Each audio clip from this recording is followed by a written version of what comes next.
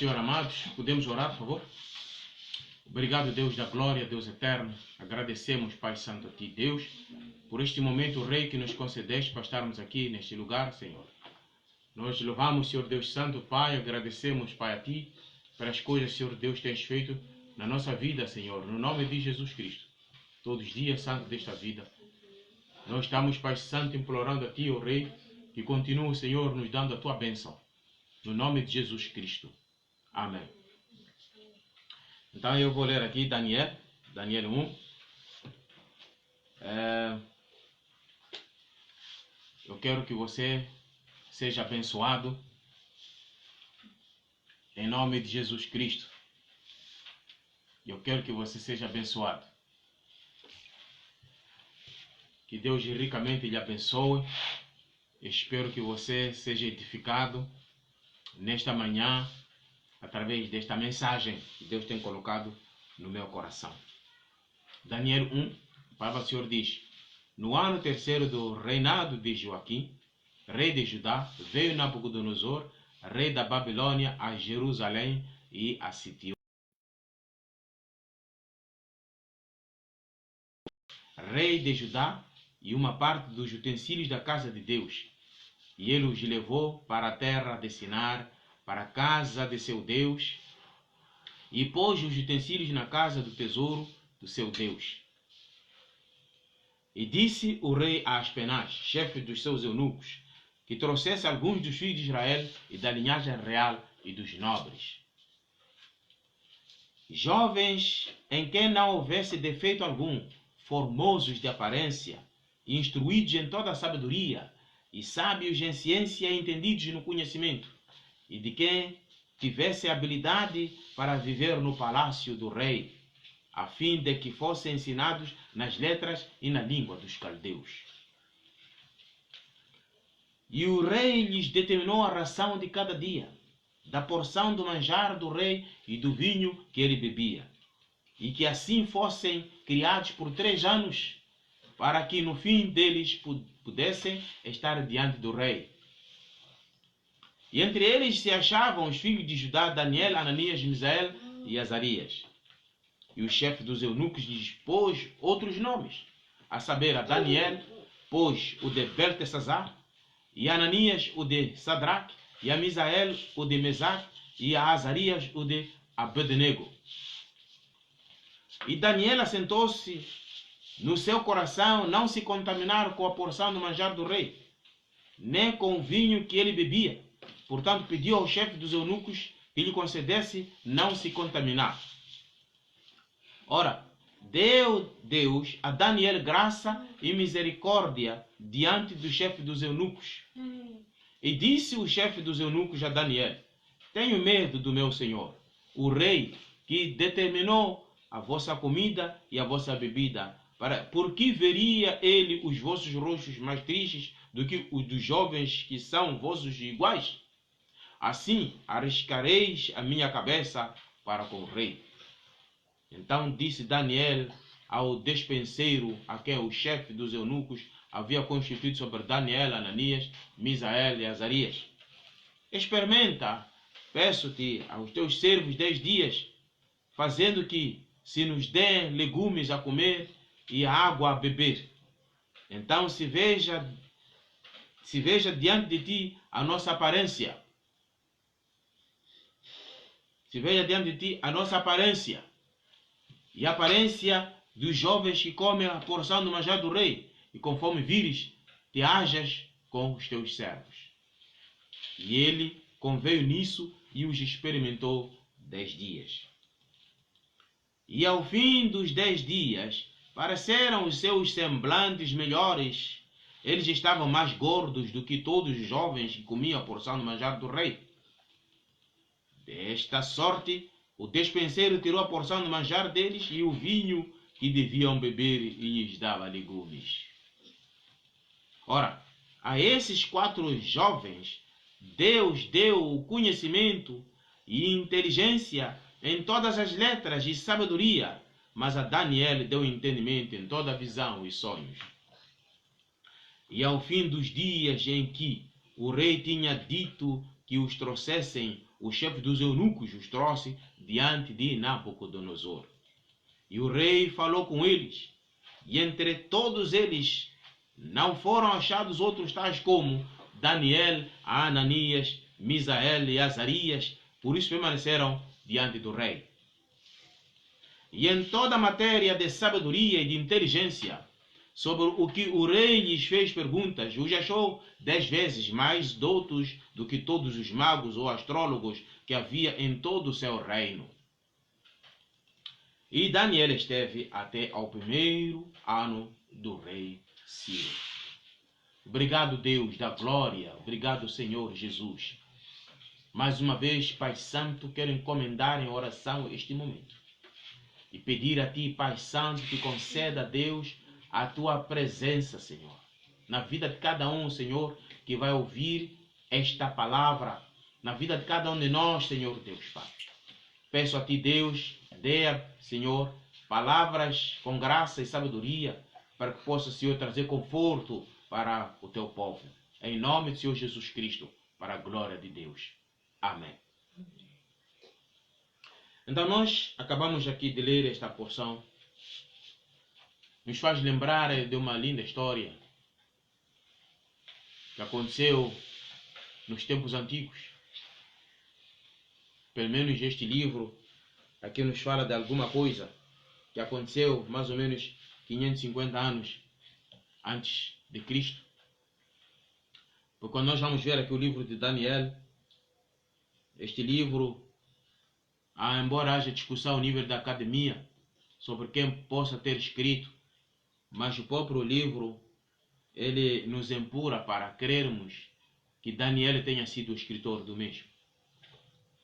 E também este livro, segundo os tratadistas, né, segundo os estudiosos, poderá ter sido escrito no ano 539 a.C. e com algum propósito. O propósito seria de mostrar àqueles que voltaram do cativeiro depois dos 70 anos que Deus está no controle da história. Embora pareça que em algum momento Deus não está em alguns assuntos, mas o livro foi escrito com propósitos, um dos quais este: mostrar àqueles que saíram, que foram libertos do exílio, que Deus estava no propósito. Deus estava no controle da história de tudo que estava acontecendo.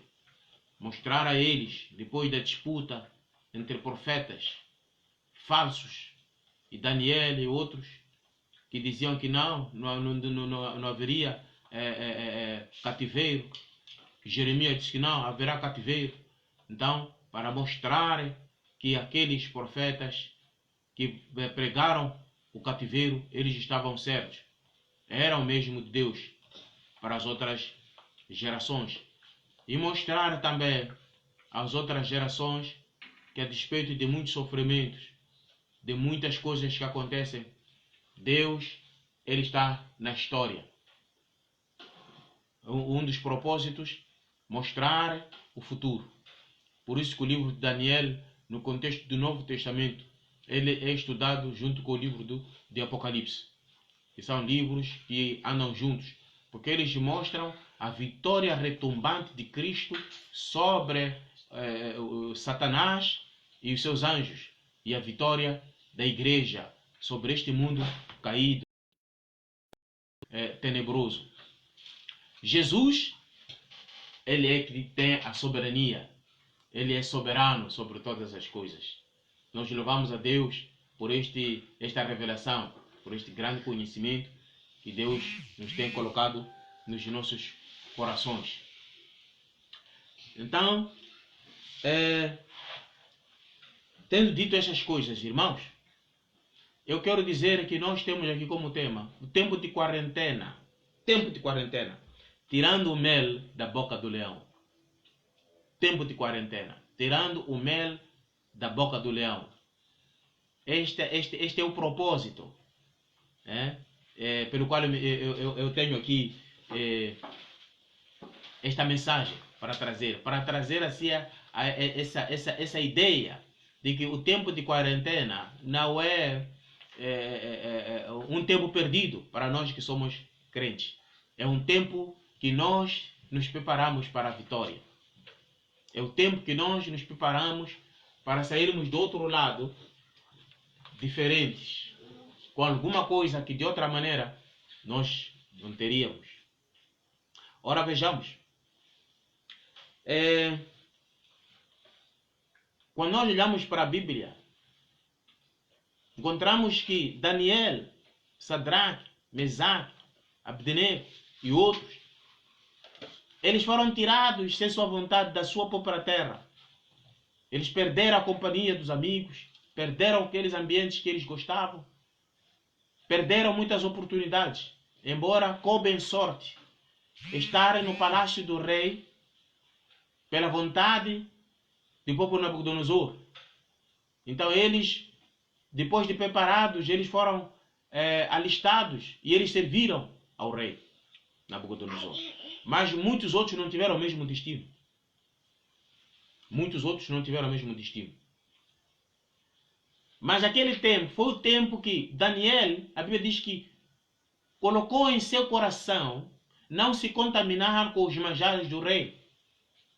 Daniel poderia ter dito que estou longe de casa, aqui ninguém me vê, aqui ninguém me conhece. Mas não foi a questão de Daniel.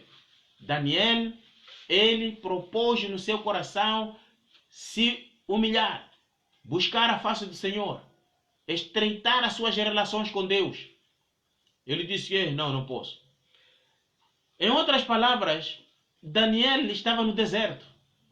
40 também é um deserto.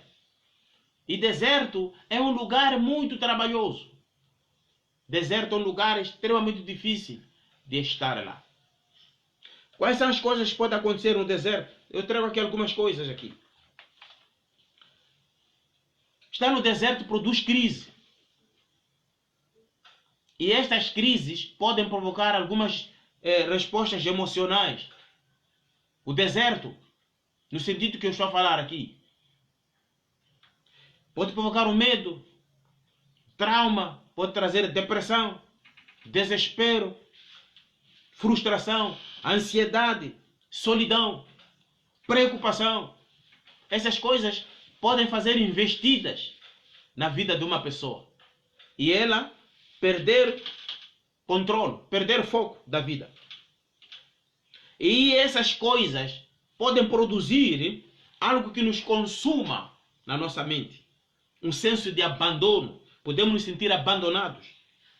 Podemos ter um senso de perda. Podemos sentir que sofremos uma perda. Ou a reclusão involuntária. Podemos nos sentir moribundos. Podemos sentir que a nossa vida está a se esvair, está se esvaindo. Podemos sentir uma urgência de tomar uma atitude para a nossa sobrevivência. Podemos sentir essas coisas todas quando nós estamos no confinamento. Então isso se torna um grande desafio. É só imaginar essas e outras coisas que aconteceram com esses jovens, com Daniel e outros. É verdade que eles estavam confinados a céu aberto. Não era essa coisa de recolhe para casa, recolhe para casa. E nós entrando para a história, vamos perceber porque eles tiveram que ficar na Babilônia por 70 anos. Porque de fato eles ficaram 490 anos sem deixar a terra repousar uma vez em cada 7 anos. Um ano em cada 7 anos.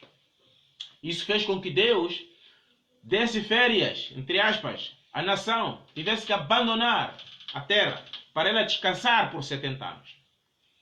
Irmão, tem que se lembrar, pecado hoje vai trazer sofrimento amanhã. Pecado é como cartão de crédito. Eu dizia isso num outro vídeo. Porque cartão de crédito, você goza hoje. Tira lá da conta o dinheiro que você quiser, para o que você quiser, para gozar. Mas aquela dívida vai seguir você. Você tem que pagar amanhã. E a vida do pecado também é assim. Então Israel ficou 490 anos sem obedecer o que Deus tinha dito. A terra vai trabalhar, produzir 6 anos e o 7º ano vai descansar. Eles fizeram isso por 490 anos. Não deram descanso à terra. E Deus teve que levá-los para o cativeiro. Eles ficaram no cativeiro. E esta reclusão pode trazer violência. As pessoas podem se tornar violentas, pode produzir abusos. Abuso físico, psicológico, verbal. Porque, no tempo deste, se o irmão for a prestar atenção, as notícias estão a dizer hoje muita coisa. A violência cresceu no mundo por causa da quarentena. A violência doméstica, o crime, o abuso de substâncias. Em Portugal, eu estava ouvindo alguma informação de que as farmácias estão tendo muita afluência de diazepam para elas dormirem, porque estão em casa, então querem mais tempo para relaxar, para dormir, elas estão lá. Mas nós, quando olhamos para a Bíblia, isso nos mostra alguma coisa. É isso que eu quero trazer para o irmão compreender. Aproveita este tempo que você entra no confinamento, que você está no confinamento, que você está em quarentena. Faça máximo uso deste tempo. Este tempo que é um verdadeiro desperdício para muitas pessoas que estão no mundo do comércio, estão no mundo industrial. E esse tempo que tudo está parado é um tempo de grande prejuízo para essas pessoas. Mas nós, como crentes, temos que tirar o máximo de proveito. E é isso que Deus espera que nós façamos. Aqueles jovens, eles venceram a tentação do deserto, a solidão, as saudades de casa. Eles venceram a depressão. Tem gente hoje já ficando deprimida, porque eles não conseguem se conformar com o fato de que devem estar em quarentena. É coisa, a gente costuma ouvir, fulano no lugar X houve suborno. Eu ouvi isso do Malau. Tiveram que expulsar os chineses, prenderam eles, porque eles pagaram lá alguém para eles escaparem do lugar onde eles tinham sido colocados em quarentena. Porque isso não é coisa muito fácil. Mas a Bíblia nos mostra que pessoas que foram por isolamento, elas mudaram a história, mudaram o seu tempo. Veja que foi durante esse tempo que Daniel colocou no seu coração não se contaminar com os manjares, que Deus começou a aceitar o coração de Daniel com mais profundidade. Daniel foi abençoado com dons espirituais até. Ele começou a interpretar sonhos. Ele foi chamado para o ministério profético. Ele estava separado da vida do mundo, daquela vida normal que as pessoas levavam. Ele se conformou. Ele entendeu: este tempo é tempo de eu me separar. Daniel enfrentou os sequazes do seu tempo, os seus adversários, os seus detratores. Ele enfrentou eles com sucesso. Numa altura que eles disseram: não, nós temos que encontrar Daniel na lei do seu Deus. Então eles falaram com o rei e disseram: olha, ninguém deve fazer petição alguma por 30 dias, senão a ti, ó rei. E Daniel, a Bíblia diz que ele se manteve firme e continuou a buscar a face do Senhor. E foi por aí, então, que ele acabou por cair na cova dos leões. Por quê? Porque ele buscou intimidade, se manteve constante ele no seu devocional. E quando aquela crise passou, Daniel havia mudado. Não há outro Deus aqui neste império, senão o Deus de Daniel, de Sadraque, de Mesaque, de Abdenego. Aquela pessoa que adorar outro Deus, senão o Deus destes, a sua casa será reduzida a montanha. Não há outra coisa, não há outro Deus, senão o único Deus, esse Deus que vive nos céus e governa sobre os reinos da terra. Isso por quê? Porque eles ficaram firmes num tempo que eles foram ditos: Parem.